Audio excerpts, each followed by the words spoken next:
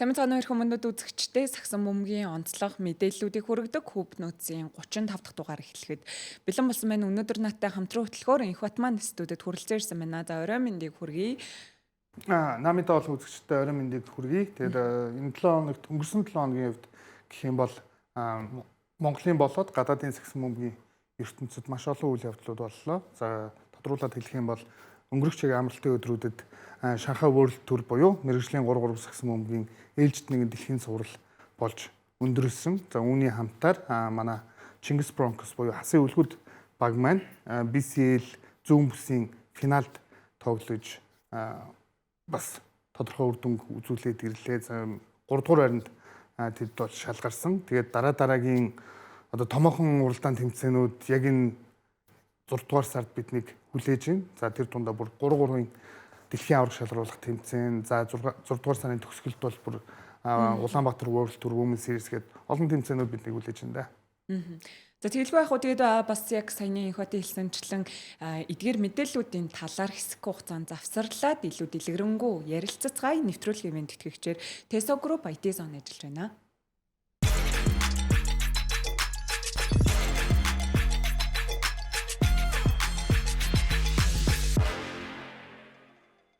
Нэвтрүүлэгт эргээд автомобиль үзэгчтэй нэвтрүүлгийн ивент тэтгэгчээр Unitel, MSS, Coca-Cola нар ажиллаж байна. За тэгээд хүрэлцэн ирсэн бүгдээрэнд нь орой мэндийг хүргэе. За тэгээд сая бас яг эхлэлээр бит хоёр хэлсэнчлэн 3-3 World Cup болон World Cup-ыг нэг бас хүлээж байна. За тэгээд тэрний талаар ярихаас өмнө хамгийн эхлээд BCL-ийн тоглолтуудын талаар ярилццгаая. За тэгээд BCL-д өмнө жил Broncos ч хэсгийн авраг болж илүү. Зүүн бүсийн авраг болж байсан тийм. Тэгээд энэ удаад бол хүрэл медалийн эзэд боллоо. За тэгээд энэ тоглолттой хамтдаа харангаа бас ярилцаад явцгаая. За ээлжид одоо яг 3 дугаар байрны төлөөх тоглолт Девагийн эсрэг тоглосон тоглолт байгаа. Тэгээд ер нь энэ тоглолтыг оргил мөнх үзсэн үү? За эхний хагасыг л ер нь үзсэн. Тэгээд 2 дугаар хагас нь бол үзээгүй. За яг миний харснаар бол энэ хөлгүүдийн будагтай талбайд тоглолт бол энэ тоглолтын дээр бүр үнэхээр сайн байсан. Нэмээд багийн ахлагч их баярыг бид удаан хугацааны дараа ер нь яг ийм үр дүнтэй сайн тоглолт гаргаж байгааг нь харлаа. За тэгээд ер нь бол одоо хоёр импорт тоглогчдэр ч гэсэн ярих зүйл алгадуу. Чиманга, Миллер гэсэн тоглогчд бол аль хэдийн энэ багийн нэг хэсэг болчихсон ийм байлаа. Тэгээд оноо авт бол их жигд байгаа гэсэн шүү дээ. Тэгээд ихээ азуу 2 оноо автаар нь хууль 14 орчим оноотой. Тэр үүсэн байгаа харагцсан. Тэгээд яг нөгөө өмнөх Монгол болсон хоёр тоглолттой. Тэгээд 3 тоглолт тэгээд цаашаас шалгарч гарч чоод тэгээд бас яг хэсэгтээ нэг хожоод нэг хожигдсон байсан. Тэнгуут эн чин ахаад үргэлжлүүлээд South China Athletic-тэйгээ тоглоод хожигдсон шүү дээ. Өмнөх өдөр нь 15 онооны зөрүүтэй хожигдсан байсан. Тэр тоглолтоос бол энэ тоглолт бол бас сондоо болж байгаа харагдсан. Тэгээд оноо олжийг дээрээс нь яг одоо харагдж байгаа тий. Бэлгүн гаюутын хувьд бол маш чиг тоглолтыг үзүүлсэн байлээ.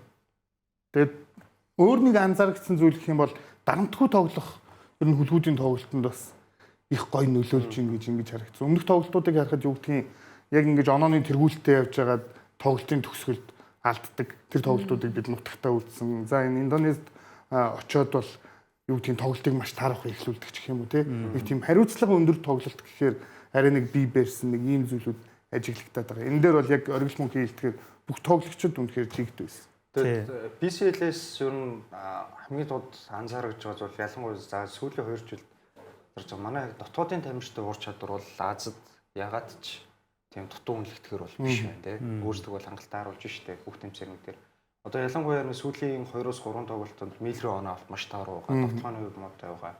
За Чиманга бол яг оноо авалт дээр самбар сайн байгаа ч гэсэн оноо авалт бас 20 гарсан тоглолт өөр нь BCL бараг л байхгүй штэ. Тэгэхэд манай дотоодын тамирчтай Түшэг, Барса, за ихээ гэсэн тамирчид оноо авалтаар бага тэргүүлээд эхэлчихлээ. За бус багуудыг харахад Индонез энэ жил мэдээж за яг саяны Dev United-тэй байна те. Түүний өнгөрсөн жил Парагвара Банду, Плита Жая гэсэн багууд байдаг. Гэтэл дандаа легионер дээр тулгуурласан тоглолтууд нь явдаг штэ. Айгүй мундаг легионерууд нөгөө Доминика Францис Лац ч юм уу те.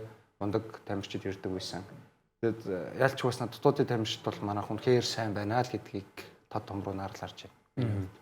Тэр нөгөө яг энэ финалийн шилдэг 6-гийн хэсгийн тоглолтод манайх ч яг энэ багтаа тоглосон шүү дээ. Тэгээд 42 онооны зөрүүтэй маш хүнд хожигдол авсан. Тухайн тоглолтод бол Барса байхгүй байсан уу да. Тэгээд бус тоглогчдын тоглолцсон гараа тэгж сайн гараагүй.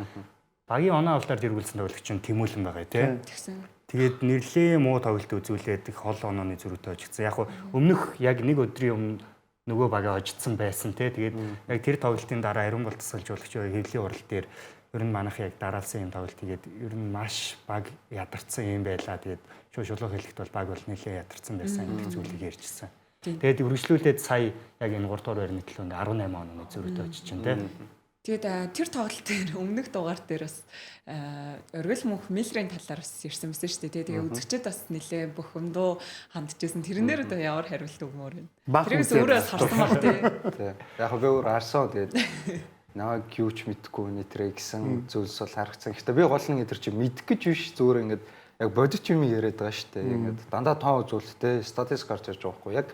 За энэ яг Девагийн эсрэг хийсэн тоглолтын үзүүлэлт харагдаж байна. Тэгээ олон шидэлт бол 24-өөс 10 нэмээд одоо энэ чөлөө шидэлтийг бид нар харах хэрэгтэй болов. Хоёр баг хоёулаа маш сайн шийдсэн. Тэгээд дамжуулалтаар авж байгаа оноонууд ер нь хоёр баг хоёулаа их сайн байсан. Яг энэ 21 дээр харагдаж байгаа үзүүлэлт ягаад ийм байна гэхээр яг тоглолт нэг ойлгомжтой болсон тал руу ер нь хувь тоглогчдын одоо өөрсдийн үзүүлэлтүүд илүү дээшээ гараад ирсэн. Тэгээд ер нь энэ 21 дамжуулалтын бас 6-7-г нь бас бэлгүн гаяат өгсөн байх шиг байсан шүү те. Бараг трипл дабл руу өгсөн маш чигд үзүүлэлттэй авчихсан. Хоорондын үзүүлэлт их ойрхон болсон тоглолт шүү дээ. Тийм эсрэг талаас гэх юм бол одоо энэ Патрик Никлас за тэгээд Трой Гилнвотер гэдэг энэ хоёр тоглогчийн хувьд бол өмнөх тоглолтуудад Гилнвотерийн хувьд жишээ нь дандаа 20-с дээш оноо авдаг, 10-с дээш самбартай дандаа дабл хийдэг юм тоглогч. Тэгээд энэ тоглолтын дээр үнэхээр тоглолтод болсонгүй, тоглолтын ч одоо гаргуулсангүй. Хазаагийн будагтай талбайд бас Чиманга хоёр маш сайн тоглосон. Тэр өмнөх 42 онооны зөрүүтэй хождог тоглолтын дээр яг энэ Дева Юнайтед багаас 5 тоглогч бүр онцгой яг оноо авалтан дээр гоцгой тоглосон байсан. Бүгдээрээ 10-аас дээш 20-оос дээш оноотой юм 5 тоглогч. Тэгэхэд одоо яг энэ тоглолтын дээр бол ингээ 2 тоглогч нь л яг онцолж харахаар шүү дээ. Тийм үзүүлэлт. За би түрүүний яриагаа хэрч хүн. За тэгээ. Өнгөрсөн дугаарын тал дээр тэгээд. За. Одоо ингээд хөлгүүдээ за ялангуяа Миллерийн зүгээр сүүлийн тоглолтуудыг авч үзэхээр за BCL дээр нөө Southern Tigers эсрэг, Malaysian багийн эсрэг 30-аас дээш оноо авсан. Тэн дээр бүр маш сайн байсан шидэлтүүд өндөр хувьтай байсан. За түүнээс өөр тоглолтуудыг харахаар 20 оноо төрсэн тоглолт байхгүй. Тэгээд довтлогооных нь яг ингээд той статистикийг авч үзэхээр 2 онооны довтлогоо одоо дундын зай довтлогооноос л 3 оноо довтлогоо нь ингээд баг 2 дэх хийх. Хүмүүст гол нь үр дүн байхгүй байхгүй. Миллерээс хэрвээ одоо тэгээ миний зүгээр ингээд хэлэхэд байгаа нэг зүйл нь Миллерийн тэр шидэлтүүд нь яг үр дүнгүй болоод эхлүүл яах вэ гэж байгаа байхгүй. Өстөр би Миллерийг яг оошохгүй нэ гэдэг бол хэлсэн гол нь тэр шидэлтүүд орохгүй бол хөлгүүдэд аягүй том хохирол болчих гээд байгаа байхгүй тий. За ороод ирвэл мэдээж тэр нөө Southern United-тэй хэлсэн шиг ингээд 30-аас дээш оноо баг хожил хурж болж байна. Тэгэд харсан шүү дээ. Алварк Токио дээш тэр саний дотоод манай Монгол улсад ийм баг хэрнээд үлсэн BCL дээш тэр за ялангуяа Алварк Токио төрний сүүлийн шийдэлт хийхдээ тэр бол хөдөлгөөний дагуу шийдэл байгаагүй гэдгийг одоо бүгдээрээ мэдсэн шүү дээ. Тэ хөлгүүдийн арай албаны хүн бид бүхэнд хэлсэн. Миллер өөрөө ингээд тодорхой мэдээ шийдсэн гэдэг ч юм. Мэдээж багийн лидер түн бол тийм юм байх. Гэтэл гол нь багийн амжилт бас нэг тодорхой хэмжээнд Миллерийн шийдвэр гаргалт таас нөлөөж ингээ хойшин татагдах зүйлүүд бас л байгаа байхгүй. Би энэ зүгээр ингээд бодит байдал нь л миний хувьд бол яг тэгж л харагдаж байна. Нөгөө плей-оффын үеэр шүү дээ тий. Плей-офф эхлэхээс өмнө ч үлрэлт нөгөө нэг бэртэл аваад нэлээд удаан ер нь бол бэртлийн улмаас тоглолтод оролцоогүй шүү дээ. Тэгээд булчингийн урагдлал гэдэг чинь өмнө байсан одоо бэртлэн сэдрээд гэдэг ч юм уу. Тэр нь ер нь тоглолтод хэр нөлөөлсөн бол гэж бодож байна. Гэхдээ яг Миллерийн минутыг харахаар дандаа л 20 болон ер нь л тогтмол 25-аас дээш минуттай байхгүй. Стедмон Лемон нэрэгээс бол магадгүй 30-аас дээш минуттай байхаг үгүйсэхгүй шүү дээ. Тэгэд 20 минут за зөвхөн багтаа л 20 минут гэдэг бол Хонор тамирчинд өөрийгөө харуулах те дорвиш нэг 15-аас дээш он авчих хангалттай хугацаа гэж би бол бодож байна. Ялангуяа урд чумын тэр бүр довтлооны мэдлэгтэй тоглогчд бол. Тэгээ нэг тийм анхны жилдээ иржсэн шиг юу гэдгийг будагтай талбайлууд дайрсан ч юм уу тийм алхамтай тоглоом тийм харагдах болчихлоо л доо. Байхгүй болчоор айгүй хэцүү болчиход байгаа юм Миллерээс. Тэгээд нэг тоглолтод дунджаар ингээд багийн нийт холын шидэлтээс 30-аас дээш хувийн яг зөвхөн Миллер шидээд тэр одоо олон шидэлтийнхаа нэг 20 хүрэхгүй унгаж ийн гэдэг бол бас таарахгүй зүйл. Одоо яг тэр нэг New Taipei Kings-ээс яг New Taipei Kings-ийн талбай дээр очиж хийсэн тоглолтыг манай үзэгч тэргөө санаж бол тоолборт бол Миллер гаргаагүй шүү дээ яг үүндээ. Миллерын тоглолт болоогүй шүү дээ энэ дээр. Тоолборт заслааны хараа сольж авч जैन те. Ерөөсөө Миллер ингээд заслаа тойронгууд нь тоолборт өндөр агуулгач нь дагаж гараад Миллер ингээд бүх юмыг умшаадсан байхгүй. Тэгэл ингээд Миллерын тоглолтыг судлаад түн дээр тааруулсан ингээд хамгаалт хийчих юм бол яах вэ л гэж байгаа.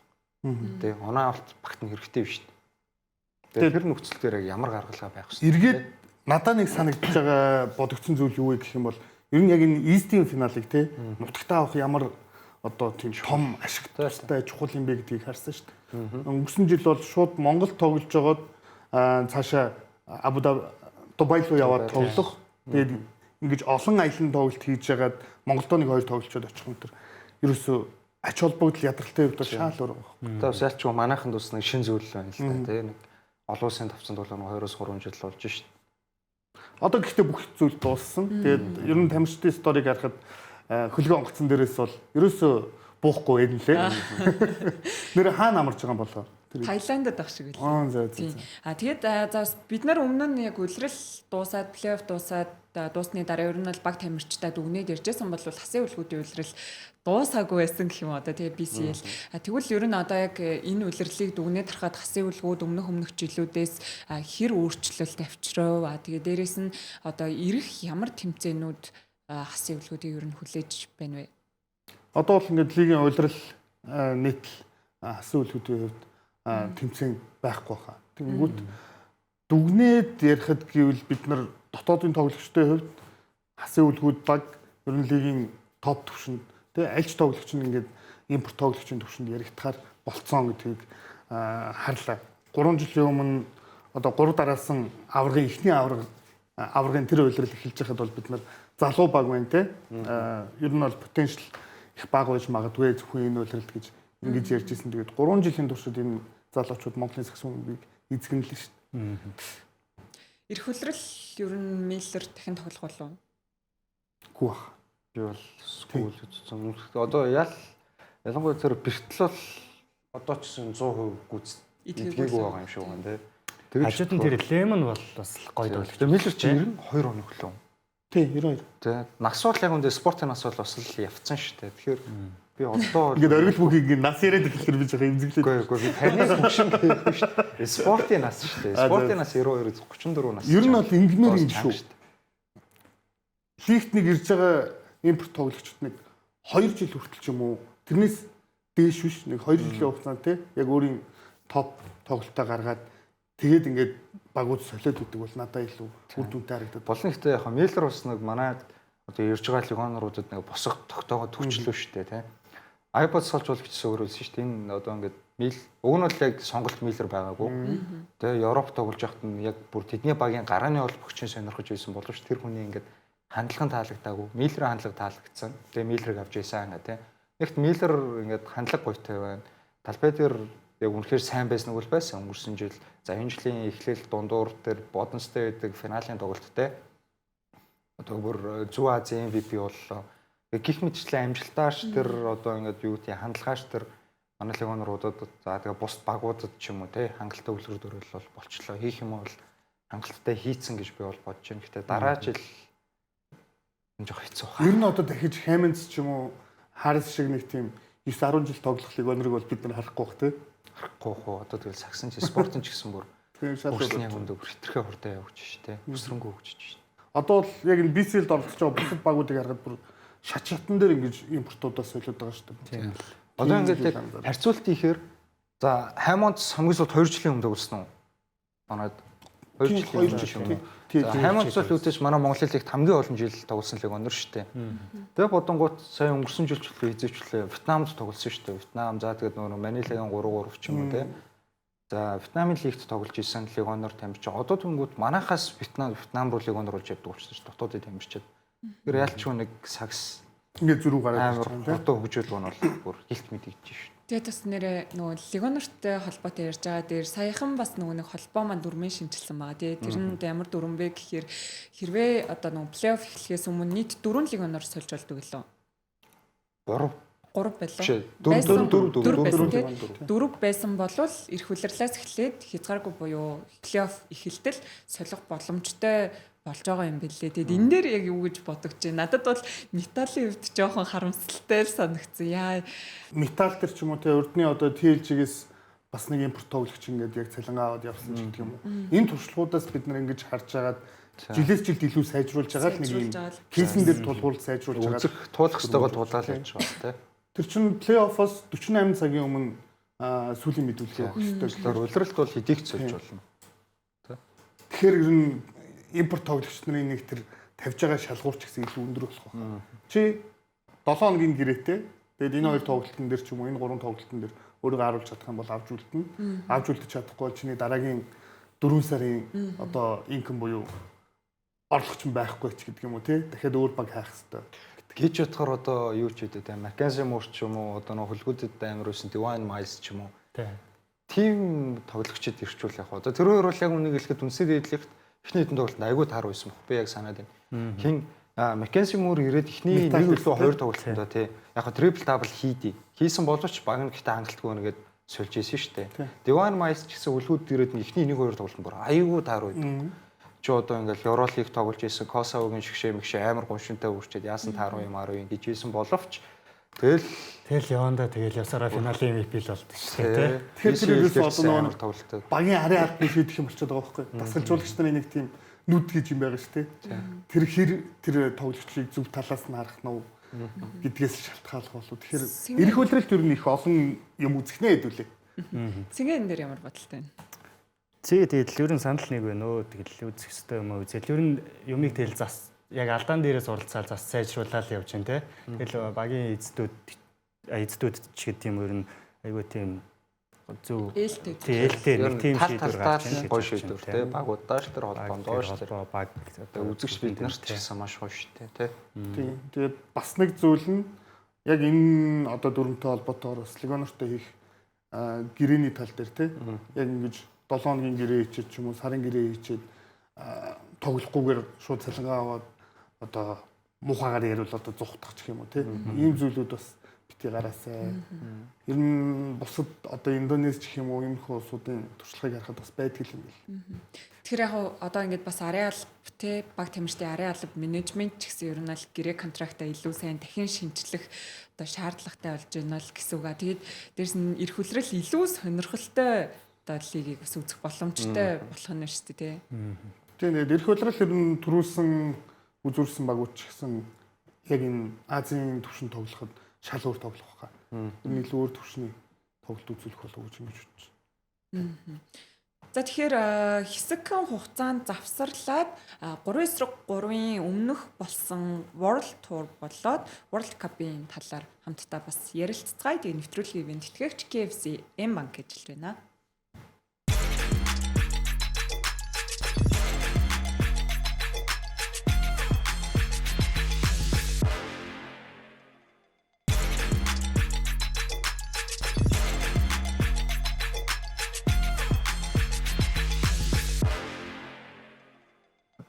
Нэвтрүүлэгтээ эргээд автомобиль үзэгчтэй нэвтрүүлгийн ивент тэтгэгчээр Top Motors Tesla Group ажиллаж байна. За тэгээд хамтдаа дараагийн сэдв рүүгээ орцгоё. За тэгээд энэ бол 3-3 Шанхай World Tour сая өмнөх 7 хоногт болоод өнгөрсөн. За тэрний талаар хамтдаа бас хайлайт бичлэгээ үзэнгээ ярилцаад явцгаая. За тэгээд манай Монголын баг тамирчид бас мөнгөн медалийн эзэд болсон байгаа тийм. Хоёрдугаар Тэр тоглолт юу нь яг юу болвоо?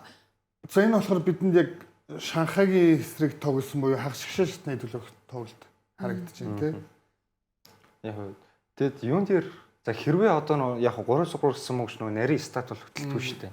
Бүр үнэхээр ингээд нарийн стат хөтлөө тийм. World Tour дээр хамгийн бага оноо авалттай финалийн чит рүү гарч ирсэн гэдэг тийм статх юм бол ер нь бараг сая манай Улаанбаатар баг болчлоо. Зөвөр оноо авч иш хамгаалж хожиж болдго юм а гэдгийг л бүр үнэхээр гоёор харууллаа тийм. Тэгээд Шанхайгийн эсрэг хийсэн тоглолт байна. За тэр Лиманы эсрэг хийсэн тоглолт байна тийм. Ер нь дандаа нэг юм бие хүчний контакт. Дутуу гаргасан хожил байхгүй шүү дээ. 20 оноо ч үрсэн. Маш поинтер өдсөн ч хожил байхгүй тийм. Тэгэл үнэхээр гоё л тоглолтуудыг л үзүүллээ тийм. Ялангуяа Инхотын дүлгөөн бүр өстой бишрэмээр мундаг байлаа. Тэр өгж байгаа дамжуултууд хэрэгтэй үед унагаас нь шидэлтэн үед те. Тэгээ өөрөө гол нь хамгаалтан дээр одоо яг Лемантын хийсэн тэр шигшээ 8 шитэн дээр Миловоевич гэж одоо юуны Гладиатор. тэгээ гладиатор те. Сербийн шигшээ огт бүртэл байсан дамжиж шүү дээ. Багийн хамгийн гол тоглогч. Тэр тоглогч ердөө 3 хон авсан. Уг нь тэмцээнээс өмнө 11.5 оноо эсхин шат дуунжилсан юм шүү дээ. Нэг тоглолтод ингээд багийнхан баг 7 хоног авч ирсэн бохгүй. Тэгсэн чинь манай эсрэг орж ирсэн ээ. 3 хон л оноо. Тэгэхээр хамгаалт бол үнэхээр гахалтай. Тийм. Тэгээ гол нь тэр тоглогчийг зөвхөн дүлгөөн тасарч хамгаалсан, маркерч хамгаалсан. Тэгэл дараа нь орж ирэл энэ Ласманесыг бас л хязгаарлаж байгаа байхгүй тий. Яг ингээд багуудынх нь одоо лидерүүдийг нь бүр ингээд үнэхээр сайн хязгаарлал өөртөө гол нь оноо авахтал дээр яг үндэ хэцүү байсан ч гэсэн зүгээр хамгаалаад өөртөө нэг тодорхой хэмжээд одоо өстө хийж сурсан юмудаа эсэргэж гал явчихсан. Тэгээ нэг Улаанбаатараас бас сүүлийн нэг 2 тэмцээн дээр харагдж байгаа зүйлүүд бол энэ пик н роллууд байна л да. Хай пик н роллууд тий. Эсвэл яг заслаан дээрээс шидэж байгаа бол доошоо өгдөг ч юм уу нэг. Иймэрхүү хөлбрүүд бол бүр ингэ төгс хэрэгжиж эхэлчихлээ. Баталгаатай нэг оноогоор дуустав. Тэгээ бас нэг хайрламар хүн байсан нь манай Арин болтын аананда Арчер байсан. Тэгээ чухал тоглолтын дээр бол өстой оноогоосаа оноос. Одоо яг энэ Шанхайд бол 3 оноогоос шүү дээ. Энэ зүүн төвчнүүд дээр сайн тоглолтыг үзүүлсэн. Тэгээд дэлгэр нэмийн хувьд за ялан одоо зүгээр шууд сүүлийн финалийн тоглолт руу ярихад те. Ханжаавтай хийсэн. Тэгээд Ханжаав баг хэсэгтээ нэг хожигдсон байсан. Манай Эмбанк хөдсөн шүү дээ. Сансрын Эмбанк баг. Уг нь бол хожигдсон бохгүй тэр баг. Эхний тоглолт нь очсон. Тий, явсаар уж байгаа тэр баг нь финал руу гарч ирээд тэгээд ах нарын нь бол харин хожичлоо. Тэгэд ялчгүй нь хасагдагчны тэмцээний 2 дахь өдөр бол аим шидэлтэй байсан Ханжаав ус. Хүссэн болгоно аваа шидэж. Нүг шидчихсэн. Ерөөс дөрүлээ шидчихсэн. Тий, God хин Видович те бүгдээрээ аим шидэлтэй сэрэж байгаа бүр ингээд тоглолтын их хэсэгт бол манай дөрөөсөө тийм завдлаг өгөө шүү дээ. Нүдэлсэн. Гэтэл манайх альч уус нэг 3 дугаар үе нэг 2 дахь ТV тайм аутаас хойш Мерсерөж орж ирсэн боловч арай л өрөөчихсөн. Тэгээд гол нь тэр Ханжаагийн Вүкийн шидэлтийг харахаар ерөөсөө дандаа хамгаалагчтай шидэж байгаа. Суул шидсэн шидэлтүүд ер нь их цөөхөн. Тэгээд өөрөө их өндөр тоглогч учраас ерөөсөө яг тоглогчийн толгойд духан дээрсэн шидэж байгаа. Яг үеийн үед л бас манай тарагддаг зүйл нь андаас өөр тамирчид одоо яг хувь ур чадвараар шиддэггүй шүү дээ. Дандаа суларсан багтал шиддэггүйхээс биш. Энд ч залтан дундаа үгүй бол одоо гүйлт сайд стептэй, степ бэктэй шиддэггүй те. Энэ нь бас ялч нэг манай багийн хамгийн том султ бол мөн. Бус багуудыг харахад саяны энэ хятадууд ч тэр Бүүшин рүү, Лүбинчэн гэсэн тамирчид залтын ур чадвар өндөртэй. Тэгээ шидэх орон цаг бол өөртөө яаж үүсгдэг. Тэгээ энэ дээр бас нэг ялч нэг товтлооны хувьд бол зөрүү бол байдаг. Сингийн энэ дээр ямар бодолтой вэ? Тэгээд саяны энэ Шанхай World Tour чинь дэлхийн аваргын өмнөх сүүлийн World Tour шүү дээ. Тэгээд дэлхийн аваргын өмнө тийм том тэмцээн. Ер нь бол манайх анхны World Tour-ийн түрүүгээ Шанхайд авчлаа. Тий.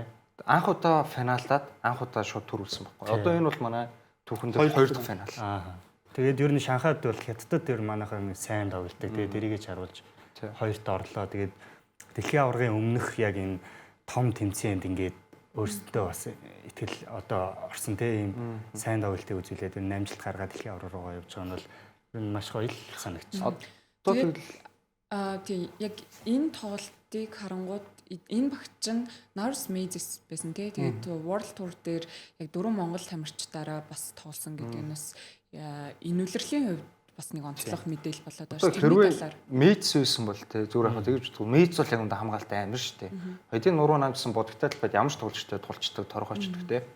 Тэгэл одоо хэн нэгнийх нь оронд за яг 2 өндөө арай боломжтой хувилбар те 2 өндрөө оронд дэлгэрний юм уу экваторын оронд Мейц ороод ирэхэд доор иш нэг 2 шидэлт нэмэгдэх ч юм уу те. Тэгэл төлөвлөгөөн дээр арай төлөвлөгөөн дээр бол яалтч хамаагүй потенциал нэмэгдэн шүү дээ. Мейц бол яг үндэ талбайг өсөл бүтэн шүлэлтүүлдэг хүн шүү дээ. Тэгэл өөр хамгаалалт ирэхэд миний хувьд бол энэ жил ахаад нэг доорож 2 удаагийн World Tour final ч юм уу тий нэг удаагийн түрүү ч юм уу. Ер нь түрүү хараад байгаа шүү дээ тий. Ер нь Месс үйл яг нэгтгсэн гэдэг мэдээг хараад за энэ жил ч өстө үзээтэй юм байна даа л гэж би бол бодсон. Тий. Тэгэд хамгийн чухал асуудал за мэдээж ингээд чансааны оноонуудаа түүгээд явчих хэвээр. Бас нэг дөрвөний зорилго нь энэ жилдээ за Месс байгаа юм чинь нэг чансаагаараа топ 10-таа орж өгсөн байхгүй тий. Манайх сүүлийн 2 жил дандаа 12-оос хойш байранд байсан. Эхний 10-таа орчих юм бол энэ үлрэл эхний 10-таа орчих юм бол дараа үлрэл манад олон World Tour-ийн ирэх нэмэгдэж урж ирэн чинь заавал Challenger-ээс одоо финалд жиж World Tour ирэх авах шаардлага бас байхгүй болж байгаа байхгүй. За бид бүхэнд бас standings харагдаж байна. За тэгээд яг сая оргил мөнхийн хэлсэнчлэн. За Улаанбаатар MMC Energy-гийн хувьд 7 дугаар байранд бичигдэж байгаа. Яг энэ бол дэлхийн цувралын байрлалууд гэсэн. Одоо нийт сая утсан номын яваас хойшоо Шанхай хүртэл одоо хэд явсан бэ? Үзэгчтэй тэгээд яг нэг юм хэлээд энэ бол зөвхөн World Tour-ын л чансаа. Энэ дээр нэмэгдээд одоо нэг Challenger-ууд орж ирсэн, Quest-ууд орж ирсэн чансаан тусдаа явж байгаа тийм. Энэ яг зөвхөн одоо энэ World Tour standings дотор эхний 12-т орж иж сүүлд за энэ жилийнх Rio de Janeiro-д байгаа. World Tour final-д ордог. Энэ тэгэхээр бас яалтчгүй л чухал чансаа. За бид нар бас сансрын талаар ярих хэрэгтэй болов уу гэж бодож байна. Сансрын бүрэлдэхүүн за ер нь сансрын тоглолт ялангуяа Ханжоог ихний тоглолтод хожиход бол би дараагийн тоглолтооч бас сайн Skyliner-аас бас боломжтой биш тийм. Одоо ялч нь 3-3 тус нэг жижиг талбай дотор тоглодог болохоор нурууны өндөр айгүй чухал байгаа юм л та. Skyliner-с дөрүүлээ маш өндөр тамирчид тийм. Тэг манайх жоох хэцүү байсан. Яг үнэндээ сансар тоглох хэвээ болоогүй тийм. Тэгээд дарга бас л ихний том хэрэгслээ дэмцээ. Skyliner-с чинь power ranking-ээр баг ихний 3 тавьж байгаа баг штэ. Тэгэхээр жоохон хэцүү байсан. Тэгээд 2-3 тэмцээнээ дараачаас бол Болкоч байсан, хинч байсан өсөхгүй ирж гэсэн юм. Яг нэг Европчуудтай юм том тоглогчтой яаж тоглох учраа нэг болоод ирэхээр бас нэг өөр 4-6 харагдах уу. Гэхдээ бид Skyliner-сыг хэсгийн шатнаас мулталж чадсан гэж. Skyliner-с нь өөртөө айгүй яг үндэлэхэд арчаагүй тий. Манайхыг тэгэж амар олгооны зөрүүтэй тоглолцоод Ханжоуд дээр ч 21-10-аар хожигдоод тэгээ 3 баг бие биенээ тойроод оноо толоод Skyliner-с нь өөртөө хасагдсан. Жин баг энэ World Tour-ийн шинэ үлрэл ихснээс хойш баг л дандаа л даасгах шат руу гарч ирсэн баг шүү дээ Skyliner-с. Энэ өнгөрсөн ойлголт гэсэн баг ялгаа байхгүй. Ер нь Coach явж ирснээс хойш дандаа л хагас гişээ байсан баг шүү дээ. 4 хүртэл явж байсан баг. Ер нь дэлхийн томчууд дээр бас нэг аюул тарьж яавал яаж ч мэдхээр нэг юм баг гарч иж байгаа гэдгийг ер нь маань сансрын залгуучдад одоо харуулна те. Манай амгалан нэг юм авар байна те. Одоо гол нь бас манайх яаж иж байгаа л хятадын багуудын дээр л явж байгаа шүү дээ. Одоо сансар баг маань ер нь учраа олцсон гэж харж байна уу? Болоогүй хаа байсан тий. Дахиад одоо ингээд отгон жаргал тогтмол сансарт бас тоглох уугүй бүрэлдэхүүн яг тодорхойг байгаа шүү дээ. Ер нь учраа болох.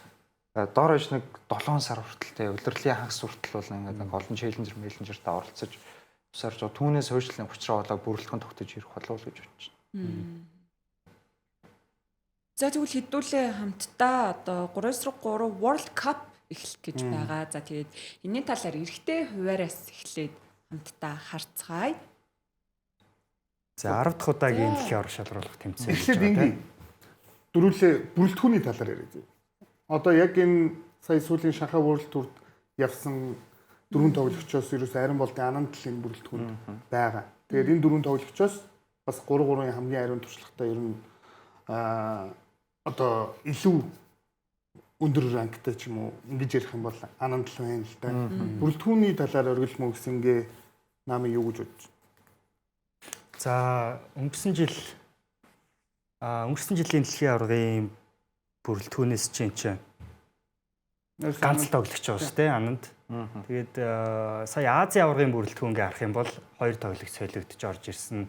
Чин утгийн оронд Ананд, за тэгээд Ганбаатарын оронд Дөлгөө гээд ингээд бүрэлдэхүүний бас ер нь том тэмцээн болгонд бас бүрэлдэхүүнээс шинжилж оролцож байгаа гэдг нь харагдаж байна те. Тэгээд яг нь Азийн аварга дээр бол сугар очоор Болко бол ер нь өөрсдийн тоглолтоо харуулсан. За тэгээд сая шинэ үлрэл ихснээс хойш тэгээд Дөлгөө Ананд гээд энэ тамирчид бол тэгээд Шгшогийн бүрэлдэхүүндээ тэгээд ер нь өргөтгсөн бүрэлдэхүүн гэх юм уу те. Тэгээд ер нь дуудагтаад яг тусын тэмцээндээ оролцоод явж байгаа. Тэгээд төгсгөлд нь яг энэ тоглолтч сонгогдоод явахаар болж байна те. Сэний ингээд манай бүрэлдэхүүнийг харахад 2 өндөртэй, 2 залхалтай тий. Наачаа сүүлийн 1-2 жил бол 3-3-т ялангуяа одоо Европод бол нэг иймэрхүү өөрчлөлт хийгээд эхэлсэн байгаа байхгүй. Одоо за дэлхийн аварга авдаг Серб гэхтэл одоо зөв нэг л төвтэй явдаг байсан шүү дээ. Сүүлийн дэлхийн аварга Америкийг өжлөгдөр Васичтэй л явсан тий. Тэгэл Баранко, Стоичич, Майстрогийн 3 шиддэг залдагтай. За Латвчс Олимпийн аварга авахдаа Чаварс гэсэн ганц төвтэй нөгөө 3 шиддэг залдаг тий. Одоо тэгсэн чинь сербүүд яг ингэж тоглолт болчиход 2 өндөртэй. Гэтэ 2 өндөрийн нэг нь шиддэг. Тэгээ 2 залдаг. Яг л ийм одоо системээр гэх юм уу тоглодог болсон. Литв ч гэсэн яг тийм. Пукелес Жагус тэгээ 2 залдаг, серб дээр Нярнзич Барж 2 залдаг. Сая дэлхийн аварга бүрэлдэхүүн хүртэл тийм. Одоо манайх чинь яг нэг тим зүйл рүү шилжиж байгаа юм болов уу гэж би бол бодож байна. Тэгээд дөлхөн суграа 2 хуйлаа шийддэг, тий? Сулуухан бол хуйлаа л өндөр өвдөлтөд шийддэг. Хуйлаа доор тоглолчин. Тэгэл Болка ангилсан 2 залдагтай 2 шийддэгтэй. Энэ ч гэсэн өмнө нэг тоглоход арай тийм дөхөм эвтэйхэн байх болов манайд бол. Энэхэд энэ дээр ямар бодолтой байна? Илүү өөр бодолтой Өөр бодол гаргаж ир гэж байгаа юм. байсан уу? Сошиал дээр ялангуяа яг энэ шгшөөгийн бүрэлдэхүүнийг зарлагдсны дараа Монх, Дик, Кадра гэсэн энэ гурван хүнийг тоглогчийг нэгж байгаа тий. Одоо яагаад дуудаагүй юм ч гэдэг юм уу ийм зүйлсүүд маш их явж илээ л дээ. Тэгээд миний бодлоор бол ер нь урт хугацааны бодлогынхоо дагуу яг ингэж шгшөөгийн бүрэлдэхүүн солигдож шинчлэгдэж байгаа л хэвээр. Одоо Азийн аваргыг ч гэсэн бид нар харсан шүү дээ. Ананд 3 залуу тоглогчийг авч яваад хүрэл медаль хүртсэн ч гэдэг юм уу. Ийм амжилтуудыг гаргаж ирсэн. Тэгэхээр цаана доороос гарч ирж байгаа тоглогчид яг энэ дараагийн 4-5 жилд дэлхийн аварга, Азийн аварга гэх томоохон тэмцээнүүдэд энэ шгшөөгийг авч явахгүй бол зөвхөн Монх, зөвхөн Экватор, зөвхөн одоо Дек тэр дөрвөн нэр байхгүй шүү дээ. Тэгэл одоо ингэ шгшөөгийн шинжилгээ 10 насны зэрэг шинжилгэж шүү дээ, тий? Одоо дэлгэр нэм автхан жаргал дүлгөөн тамирчин чинь 92-оос 94 оны тамирчтай байгаа шүү дээ. Тэгэд одоо Болко дүлгөө 2 хуйлаа 3-4 оны их ч гэдэг юм байна. Тэгэхээр ингээд бүтэн нэг 10 жилийн насны шинжилгээ хийж гин гэхээр бас л Оргил мөнх ер нь яг ингээд эрэгтэй 20 шгшөөгийн бүрэлдэхүүнийг харсан уу? Ер нь зарлагдж байгаа бүрэлдэхүүнүүд юм. юуник Одоо дэлхийн аваргад орох багууд, бусд багууд юм уу? Бусд багуудын. За ер нь харсан. Тэгэхэд тэр Польшийн шгшөөгийн бүрэлдэхүүнийг харах юм бол за ер нь өвөнөр орж ирсэн. Тэгээд ер нь бол шинжил айгүй их байлээ багуудыг харахаар. Эмэгтэйдэр ч шалгаагүй өнгөрсөн жил одоо Испани шгшөөгч ямар мундаг байлаа тий. Олимпийн мөнгөтэй хэд одоо тэр Олимпиос медаль авч ирсэн нэг ч тоглогч байхгүй. Гэх жишээний. Бас л ингээд түнхээр тийм нэг залуу шинжилгүүдийг хийгдээд байгаа байхгүй багуудаас. Тэгэд одоо хамгийн юу гэдгийг дөрөв тоглогч нь дөрүлээ залуу ийм бүрэлдэхүүнгээл эрэгтэй бүрэлдэхүүнээс бол Германы шгшөөг харагдчихжээ. Гизман, Кроп тэгээд давж гарахааргүй өндөр бүрэлдэхүүн тий борхон. Бейкаме гэдэг. Энэ бүрэлдэхүүн их солигдсон байлээ. Тэр дундаас маа нэг үхлийн шидэлтийг хийдэг Замойский буюу Польшийн шгшөөгийн тоглогч. Одоо ч марыг 40-тэй юу? Энд төгсөн бах уу? Тийм. Польшийн шилдэг оны биш оны шилдэг тамирч хүртэл болсон шүү дээ. Манай тэр баазар хийгээд тэгээд нөхөр бага Польшийн шгшөөг Олимпиад оруулж өгөөд тэгээд ер нь тэр шилдэлт ярэ. Польшийн шилдэг тамирч хүртэл. Левандовскиг алдаа хийсэн байна шүү дээ. Юу гэсэн юм бэ? Тэгвэл хэдүүл хамтаас эмэгтэй шгшээ багийнхаа тамирчдыг харцгаая. За тэгээд бүрэлдэхүүнд ариун цэцэг, болор цэцэг, болор эрдэнэ тэгээ нандин хүсэл болон тэгээ эндээс нандин хүсэл яасан бэ? Нандин хүсэл за шингээ тайлбарна уу? Тий, ер нь мэдээлэл авахд бол сая нөгөө дотоодын стоп тоглосон тий. Зөв зөвөр сайн тоглосон. Тэр хугацаанд мэдээж яг энэ шгшөөгийн бэлтгэлтэй байсан. Тэгээд бэлтгэл дээр гიშгдсэн гэж. Тэгэхээр одоо тэлтэлд орох боломжгүй болсон гэсэн үг. Тэгээ нандин хүслийн оронд нарангоо орж ирж байна. Нарангоо байсан ч гэсэн тэгээд гоё бүрэлдэхүүн харагдаж байгаа юм л та. Яг хөө зүгээр эндээс харах юм бол хулан ариун цэцэг хоёр яг сүүлийн Women's Series тэмцээн дээр бол маш сайн байсан. Шанхай Women's Series дээр баг. Тэгэд яг манай шгшөөгийн хуваарлагдсан би хэсэг бол миний хувьд энэ дэлхийн аваргын үхлийн хэсэг. Хамгийн чанга хэсэг. Бүр жоохон одоо азгүй ч хэр юм уу яг юу. За Испани байгаа заяа. За гэхдээ түрүү хэлсэнчлэн Испани яг одоо нөгөө нэг сайтн дээр цаасан дээр өгсөн бүрэлдэхүүн бол тэр жигээр шинжилэгдсэн залуу бүрэлдэхүүн. Гэхдээ 24 цагийн өмнө өөр олчих боломжтой. Үндсэн шгшөөч ороод ирэхээ үгүйсэхгүй те. Тийм байгаа. Испани за Америктэй бол одоо юу ярих вэ те? Америк одоогийн байдлаар улирал гэснээс хойш Women's Series-ийн чансаагаар дэлхийд тэргүүлж байна. Энэ үйлдэл хоёр төрүүлсэн үү? Тий, амар формтой байгаа. За Монгол Унгар бол энэ шгшөөгийн энэ хэсгийн хамгийн сул баг. Гэтэл Унгар дэлхийн аваргаас медаль авдаг гэсэн Клаудио Папн байгаа амар бүрэлдэхүүнтэй. За тэгээд Австрали. Австрали Азийн хамгийн улуудын аварга дөрөв. Урьдчилан бүрэлдэхүүн бол ганц Уитл байсан баха. Тий, Марина Уитл байсан. Уитлээс бусад тоглогчд нь бол дандаа залуу. Гэтэ энэ үлрэл бүтэн багаараа ингээд хамт тэгээ улирлын турш эхлснээс хойш хамтдаа тоглож байгаа юм тийм. Азийн аварга эднэрчсэн яг гарагдталтай. Тэгэхээр яг зүгээр одоо урьдчилаад хамглаад хэлэхэд манайх за Америкийг хожино гэдэг бол айгүй хэцүү.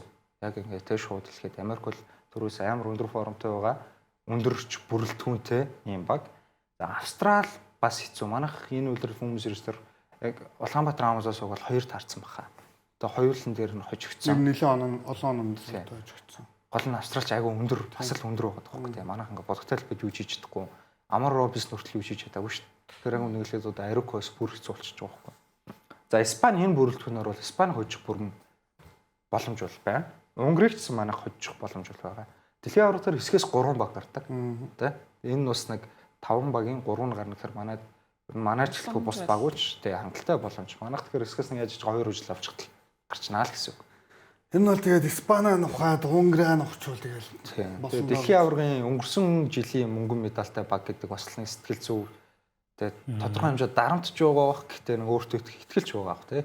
Манайх Европод өгөөж сурцсан шүү гэсэн нэг тийм бодолтой ч орж ирэх баг. Тий. Өнгөрсөн дэлхийн аварга дээр Монголд бол дэлхийн аварга дээр бол бид нар хэсгээс ч өрн цаашаа гарахад бас их хэцүү гэж яг нэг ийм одоо ярилцлага өрнүүлжсэн. Тэгэхэд манай хүмүүс өстой гайхамшиг мөнгөн медалийг хүртсэн гэхээр энэ дэлхийн аварга дээр ч гэсэн Монголын шгшөөгаа ер нь тий сүүлийн тоглолт хүртэл дэмжээрэй гэж үзэгчтэй бас хэлмээр байна. Манай охин зүүч хийж магадгүй. Саяных дээр бас одоо харлаа нандин үсэл одоо эхний дөрөвт бичигчсэн бол нарангуй орж ирлээ гэдэг ч юм уу тий. Одоо энэ хоёр хоорондоо солигдсоноор тоглолтын зөрүү хэр гарах бол гэж харж байна. Ер нь залдаг тоглогч хэцүү хүн бол. Яг болор эрт нь бол гэтээ 3-3 дээр үнэхээр гоё байгаа шүү дээ. Дотоодын дээр олон улс дээр тэ шидэлтүүд бол галцсан байгаа. Баруун зүүн аж талтай дайрч орж байгаа. Одоо хулан бас орж ирээд залтан дээр тусалж чинь тэ. Тэгэхээр их одоо тийм юу бол байхгүй. Ер нь бол нэг баланстай бас яг дөрөв хэлсэн шүү дээ. Хоёр өн дээр хоёр залтагтай гэдэг. Тэрнтэй ер нь төстэй бүрэлдэхүүн явуулж байна. Өнгөрсөн үйлрэл бол нандин үсэл яг анзаарчихсан нэг зүйл нь мундаг байсан, сэтгэл зүй сайн байсан. Гэтэ нэг аль ч нурууны зүрүүгээр ялангуяа тэр Бразил, Герман дээр байсан тоглолтоор бодогтой байд мисмач тэгээ сул тал болчихсон байхгүй. Одоо яг нэг авууштай тал нь тэгээ сайжирсан тал нь нарангуй дээр тийм зүйл төдийлө харагдахгүй бах. Тэгээ шидэлтийн хувьд дээрчсэн би бол харьцуулж ярихад нандин үслээс илүү нарангуй арай өндөр өвтө шидэх болоо гэж би бол хувьдаа тэгж бодож байна. Тэгээ нэмээд нарангойгийн бас нэг сайн тал нь яг тэр нэг зурсан хувилбаруудыг маш сайн хэд. Ерөөсөө хувилбар дээр ханд оф төр зүрдэх ч юм уу яг тийм хувилбаруудыг ерөөсөө стандартын дагуу ясан идэг. Тэгээ улирал ихснээс хойш тасралтгүй тоглолцлоо. Дотоод ч тэр олон улсад ч тэр те. Нарангойгийн хувьд бас форум бол ер нь боломж юм байгаа. Аль ч хүүхдээ нандин үсэл одоо нэг залдаг те багийнхандаа пиклрол өгдөг дамжуулалтууд аль ч нэг өөрөө 5-5 дээрч холбогч идэг. Тэр довтлооны санаачлагууд л арай тутмаг болчих واخ. Бус тамирчдад үүсэх боломж нь арай хумигдаж магадгүй л гэж бодож байна. Болор эрдний баг хамгийн анхны том тэмцээн үү? Юу вэ? Нэг Азийн аврагт орчлоо. Сая Азийн аврагт бол төлөвлөн байгаагүй шүү дээ. Дэлхийн аврагт яг өмнө нөгөө 18 хүртэл хэлсэн дээ. Өсвөрийн дэлхийн аврагт бол орж ирсэн. Яг энэ насны төрөвчд одоо юу үндэсний гişөөгаа төлөвлөж бол анхны дэлхийн аврагт оролцож. Тий, ялч юу тэгээд улирал ихснээс хойш сайн байсан. Ялангуяа сүүлийн юм форум сайн байсан. Тэр чутгаар өнгөрсөн улирлын яг төгсгөл хэсгээс эхлээд одоо нандин үсэл явснаас хойш бүүмс эрсд бол орцсон шүү дээ. 3-4 хүмүүс ирж бол оролцсон. Тэгээ энэ жилээс оролцлоо. Ер нь дуул нэг хутааны өндөрт хангалттай өндөрлцөн л гэж бодож байна. Тийм одоо тэгээд дэлхийд өөрийгөө харуулах хэлүүлсэн тийм. За тэгэхээр эх 7 хоногийн за бид нарт бас power rankings харагдж байна. За тэгээд энэний талаар яриач өргөл мөнхөө. За power ranking одоогийн байдлаар бол манай улс 15-д бичигдэж байгаа тийм.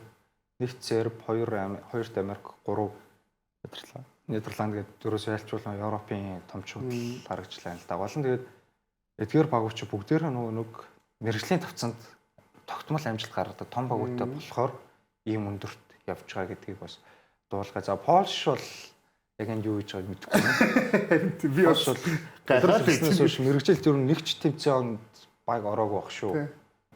Тэгээд эндээс бас нэг онцлог бүрэлдэхүүн гэх юм бол өмнөх дэлхийн аварга Испани шгшээ бас шгшөөдөө шинжилэл хийгээд Карлос Мартинезыг ер нь үлдээж байгаа юм байна лээ. Тэгээд Янг лөө 23-ын дэлхийн аваргаар ирж исэн өндөр өнгө дэрстэй дамжиж байсан. Тоглогч байдаг шүү дээ. Тэрийг авсан байсан. За Францын шгшөөг бол ойлгомжтой. За Мадагаскарын шгшөөгөөс манай нөгөө нэг Лива байхгүй. Шиддэг толгоонд банд зүйлээ. Тэгээд энэ power ranking дээр бол тэр Монголын шгшээ илүү тэр 10 руу Польшийн оронд байх хэрэгтэй болов гэж ингэж харагдчих. Надад бол. Бол нь яг зөвөр хамгийн сонь Порто-Риког хүлээн зөвшөөрж болно. Мэргэжлийн сайн багтай. Өөртөө шгшээдээ ч сайн үздэг те. Бразил, Польш хоёр энэ үед бол энэ юмд байх хэвээр баг биш гэж бодож байгаа байхгүй. Хоёулаа мэргэжлийн төвцөнд яг Бразилийн улирлын эхний хэд нэг челленжерт 2-3 баг орсон юм. Гэтэл төдийлөн амжилт үзүүлээгүй. За нөгөө хин Мело биш. Баранкиньо нэг Ази ямар багтай байлаа да. Багийн ахлагч нэг тийм байгаа харагдсан. Бусдаар Польш, Бразил хоёр дэлхийн аврагуудад нэг том одоо шгшээ багийн хэмжээнд том амжилт үзүүлээгүй те. Тэснэ мэргэжлийн тавцанд бас ямар ч том амжилт байхгүй. Ер нь баг ороочгүй юм хоёр улс. Тэгээ яг цагийн ирэхээр нэг хойшлох л байна. Сайн нэг зүйл анзаарлаа. Энэ дээр Швейцар байхгүй. Бүр ихний хордож байх болсон шүү дээ. Мадагаскарын оронд ядаж Швейцар байсан бол гэж байна. Өнгөрсөн жилийн мөнгөн медальтай байсан дээ. Швейцар ч мундаг баг шүү дээ. Одоо дэлхийн аврагт тэгээ үндсэн шишээ аван сайн бүрэлдэхүүнтэй. Тэгээд мэргэжлийн багууд нь сайн байдаг тий. Фриборг болон Лозаннес хоёр сайн багтай. Тэгсээ боловч байхгүй. Бас нэг тоглогч эргэж ирж байгаа юм. Брайан Ди Волк эргэж ирж байгаа Бельгийн. Тэгээд Бельгийн шгшээ огт одоо бол мэргэжлийн Лос Анжелес тоглож байсан. Хамбург челленжер дээр нэлээд стресстэй Хамбург челленжерийг дуусгасан. Германы Аахенд хожигдоод тэгээд хасагдсан. Тэгээд Брайан Ди Волк бол ирж байгаад бас ер нь тоглолтын өөр болох шансан байлээ шүү. Брайан Ди Волк бол бас л тархин арай өөр ажилдаг юм шүү. Доор тоглолтогчсон. Тэгээд Бельгийн яг тэр бүрэлдэхүүн яг тэр бүрэлдэхүүнд яг тоглох нэг ах вэр бүрт байхгүй байх шиг байсан тий. Вэр бүртээ ороод ирчих واخ. Орж ирэх үү. Тэгээ би бол тэгж л үзэж байна. Тэгээд шгшээ өгийн вэр бүрт чинь бас л санда тий. Тэгээ аюун шигтэй. Би ихтэй итгэдэггүй ш тэр хүнд хэрөөсөө итгэхгүй. Одоо тэгээд яг энэ чансаа ингээд яг харъя тий. Тэгэхээр за Серб бол ялчгүй тэгээд гарч ирж байна. Бүрэлдэхүүн сая зарлагдсан тий бас. Тэнгүүд Нидерланд дээр хин Вандерхорст байхгүй лээ тий. Тэгэл ер нь ингээл томчуудыг харах бол ер нь Америк л надад бас эйгүү харагдаад байгаа юм да. Яг Майамигаараа одоо ингээд тэмцээнд ороод яваад байгаа. Тэгээ нөхдүүд болон бүрэлдэхүүн өөрчилж болно л доо. Одоо цаг нь болоогүй байгаа шүү дээ. Одоо гэхдээ Америкийн шишээ бол яг ингээд зарлж нөгөө нэг албаасны сайтн дээр ингээд зарлаад яваад байгаа шүү дээ. Тэгэхээр ер нь бол өөрчлөгдөх боломжтой юм уу те тэр нь болно л доо. Яг уу 3-3-ын юунаас холбооноос яаж юм гэхээр тухайн улсын 3-3 холбооных нь одоо пэйжс ч юм уу те ингээд зарлцсан бол өөрийнхөө пэйж дээр ингэж тавьчихад байгаа байхгүй. Тэгээд өчигдөр ч гэсэн яг манай улсын шгшөөгийн тамирчид ингээд нэг сонгоцны буудлаас хөдлөөд тэрнийхээ дараа тамирчдынхаа нэрийг тавихад яг 3-3 ингээд оруулдаг ч юм. Тэрнээс дөрөвдөө бол 24 цагийн өмнө өөрчилж болох байхаа. Тий. Тэгэхээр бас өгөлтэй яаж магадгүй. Надад бол Герман бүр гоё харагдаад байгаа. Тэгэхээр энэ жил манай Монгол тоглогчид, Монгол баг тамирчид ер нь World Cup дээр медалийн боломж Саяны эрэгтэй багаа дахиад нэг бөөндөө хуваар хараад ирэх юм уу? Эрэгтэй баг нөө бус багуудаа нэг ирчих гоо. За эмэгтэй бол сая өргөлмөг ярьчлаа. Эрэгтэй дээр бас яг ямар боломж гарц гаргалгаа байна. За эхний тоглолтыг бол Чехийн шгшээтэй хийгээд дараагийн тоглолт Польшоос ах нарынхаа өшөөг аваад за дараагийн өдрийн тоглолт Америк нэгдсэн улсын эсрэг тоглож таарж байгаа. Тэгээ сүүлийн тоглолт Глудитис тэргүүтээ Латвийн шгшээ. Раймо байсан тий. Тий. Одоо ингээд за Америк манай хэсгийг тэргүүлж байгаа, би хэсгийг тэргүүлж байгаа. Тэгсэн боловч ингээд бүрэлдэхүүнийг харахад Рели Баттин гэдэг нөхөр ороод ирсэн байхгүй. Хенрик Карасо байхгүй. Карасо одоо дэлхийн шансаар 5-т байгаа юм шүү дээ. Америкийн дотоодын бүх дэмжтэй шансаар тэргүүлж байгаа. Орж ирэхгүй нэг өнгөрсөн жилийн Америкийн шилдэг 3-3-ын тамирчин болсон. Тим үнэ бэртэл бол миний мэдгээр байхгүй. Сүүлийн тэмцээнд бүгдэнд нь ТV оролцсон. Тэгээ одоо ингээд харахад Америк ч гэсэн бүрэлдэхүүн сэж Карасо дотоодын шансаагаа тэргүүлж байгаа хүнийг үнэхээр хоорондоо одоо тэгээ нөө зөрчил муудалцсан үсэгэл бол яг бүрэлдэхүүнд оруулахгүй хүсэл байгаа байхгүй. Яг тэр зарласан бүрэлдэхүүн дээр бол яг Майамигийн дөрвөл байсан харагдсан. Одоо яг энэ тоглолтын хувьд дээрээс харах юм бол манай шгшээ ерөөсөө эхний өдрийн 2 тоглолтод хоёуланг нь очиж байгаа. Одоо Латвийн бүрэлдэхүүнийг харахаар за Гулитис, Куксикис, Раймо, Лачс гэсэн бүрэлдэхүүн байгаа байхгүй. Гэсэн боловч Мейци историк үзэхэр Латвитай бэлтгэл хийгээд байна. Бас тэгэхээр солигдож магадгүй. Дүүнрээ ингээд ташууртаад байгаа юм шиг. Тий. Үгүй за үнэхээр бэлтгэл хангагч юу байна уу? Ласманас сая өнгөрсөн 7 хоногт Хятадтай байсан болохоор яг одоо очсон байхыг үүсэхгүй. Тэгэхээр энэ бүрэлдэхүүнүүд яаж солигдож болно? Тэгээд Лачсын оронд ер нь Мезис ороод ирж магадгүй. Одоо ингээд Чехийн бүрэлдэхүүн харахаар Чех чинь сая сүүлийн 2 тэмцээнд мэргэжлэлт тоглосон байхгүй. Бүр аюулгүй мундаг баг. Тэр дандаа залуучууд нээсээ. Яг одоо ингээд Чехийг харахаар би бол ингээд хувьдаа дандаа мэдгүй тоглогчтой байгаа байхгүй. Гэхдээ бүгд шийддэг. Чихийн тэр баг айгүй аюултай те. Маш сайн баг. Тэр за Польш ч явах вэ. Тийм юм даа. Тэр Польшийн ямар сайт гэсэн бэ? Манай 3-3 холбоо саяхан нийтэлсэн байсан шүү дээ. Эмэгтэй баг дээр бас нэг төлхөө ингээд бичсэн байсан. Тэгээд нутаг дээрээ өнгөрсөн жил бид хэдийг ингэж хожиж исэн. Энэ жил тооцоотой шүү. Бараг тийм ухааны нэг пост бол байлээ. Ер нь бол тэгээд Зимборскатай энэ жилийнх нь бүр түнэгч манай бүрэлдэхүүн өөрчлөгдсөн ч гэсэн аваад залчих чадхаар л юм. Ер нь бол Польшийн бүрэлдэхүүн бол яг л өнгөрсөн жилийн бүрэлдэхүүн шүү дээ. Бүр яг цэр түрүү. Тэгээ Польштой бол нэр 24/7 үзэшүүл гэж тэр сайтынханд хэлмээр байна. Зих үү. За тэгээд бас гайхалтай онцлог мэдээллүүдийн талаар ярилцлаа. Тэгээд манай Hoop Notes-ийн цаг бас дуусж гин. Тэгээд эх 7 хоногийн хувьд бол Баасан гарагт 21 цагаас цацагдах байгаа. Тэгээд яагаад Баасан гарагт цацгаж аваа гэхээр World Cup-ийн хэсгийн тоглолтууд дуусч байгаа лүү дээ. Тийм. Дуусгаад нэвтрүүлгээ хийхээр болж байгаа. Тэгээд өнөөдөр бас ярилцсан бүгдд нь баярлалаа. Тэгээд нэвтрүүлгийн ивент тэтгэгчээр Teso Group IT Zone ажиллаад эх 7 хоногийн Баасан гарагт 21 цагаас сэргээд уулзцаая үзэгчтэй. Баяртай.